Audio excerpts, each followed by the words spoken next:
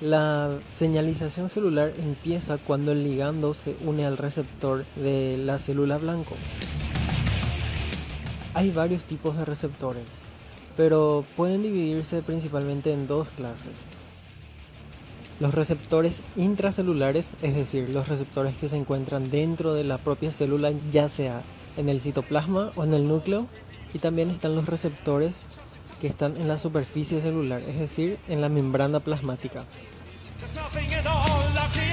Podemos citar 4 sustancias inductoras que se unen a receptores citosólicos: hormonas esteroideas, hormonas tiroideas, vitamina D, estas 3 producen inducciones endocrinas, y el ácido retinoico, que produce inducciones paracrinas. Los receptores intracelulares son proteínas que se encuentran en el interior de la célula, generalmente en el citoplasma o en el núcleo. En la mayoría de los casos, los ligandos son moléculas pequeñas e hidrofóbicas, ya que tienen que pasar por la membrana plasmática para poder alcanzar a sus receptores. Una vez que está en el citosol, la sustancia inductora o ligando se une al receptor específico y ambos forman un complejo que ingresa en el núcleo.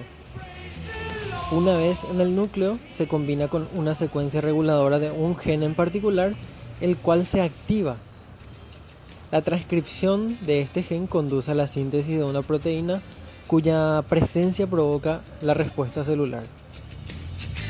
Hay que resaltar que cuando la hormona o el ligando entra a la célula y se une al receptor, hace que este receptor cambie de forma, lo que permite que el complejo receptor ligando o receptor hormona pueda entrar al núcleo efectivamente y ahí regula la actividad génica. En la mayoría de los casos, la unión de la hormona expone regiones del receptor que pueden unirse a secuencias específicas del ADN. Estas secuencias se encuentran junto a ciertos genes en el ADN celular y cuando el receptor se une a ellas, altera sus niveles de transcripción.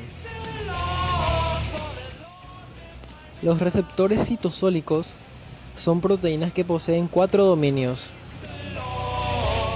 Uno diseñado para unirse al inductor o al ligando, otro flexible que se dobla como una bisagra, otro que se une a la secuencia reguladora del gen y otro que activa al gen. En ausencia de la sustancia inductora, el receptor permanece en el citosol unido a la chaperona HSP90, lo cual lo mantiene encorvado. Las chaperonas son proteínas o un conjunto de proteínas que están presentes en todas las células, muchas de las cuales son proteínas de choque térmico, cuya función es la de ayudar al plegamiento de las proteínas que están recién formadas, es decir, en la síntesis de proteínas. ¿Por qué se llaman chaperonas? Se les llama chaperona en honor, por así decir, a las damas de compañía de las reinas, a las que se les llamaba también chaperonas. Entonces, como que estas proteínas acompañan a las proteínas que se están plegando, entonces también se le da el nombre de chaperonas. Específicamente la HSP90 están involucradas principalmente en favorecer el plegamiento, estabilización, activación y montaje de proteínas transductoras de señales, entre las que se encuentran proteínas, por ejemplo, como la tirosina quinasa, factores de transcripción, proteínas estructurales, entre otras. Hay que resaltar que muchas vías de señalización que involucran tanto receptores intracelulares como de superficie celular producen cambios en la transcripción de los genes.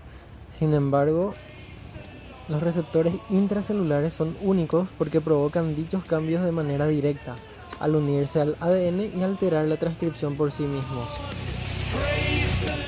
La respuesta celular puede producirse segundos u horas después de la llegada de la sustancia inductora.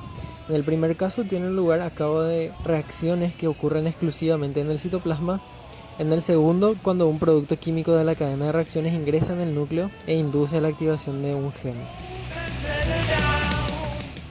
Ahora hablemos sobre los receptores de superficie celular, que más que nada son proteínas ancladas en la membrana a las que se une un ligando en la parte exterior. En este tipo de señalización el ligando no necesita cruzar la membrana plasmática. de este modo que muchos tipos de moléculas, incluyendo las más grandes y no importa si sean hidrofílicas, pueden actuar como ligandos. Una vez que se unen los ligandos a los receptores, ponen en marcha en las células blanco una serie de reacciones moleculares hasta que se llega a la respuesta celular.